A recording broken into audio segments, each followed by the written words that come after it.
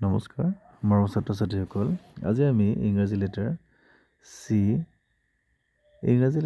ৰ সাউণ্ড সম্পৰ্কে শিকিব লৈছোঁ গতিকে আহাচোন প্ৰথমবাৰ শেষলৈকে ভিডিঅ'টো স্কিপ নকৰাকৈ চাওঁ তো স্ক্ৰীনত ওলাই থকা ৱৰ্ডকেইটা পঢ়াচোন ইয়াত কি দেখিছা তোমালোকে বাৰু ইয়াত তোমালোকে দেখিছা কেন কাউ কানিং ইয়াত চি লেটাৰটোৰ পাছত এ অ ইউ এই ভাৱলকেইটা আছে মনত ৰাখিবা চি লেটাৰটোৰ পাছত এ অ আৰু ইউ ভাৱলকেইটা থাকিলে চি লেটাৰটোৰ চাউণ্ড ক হয়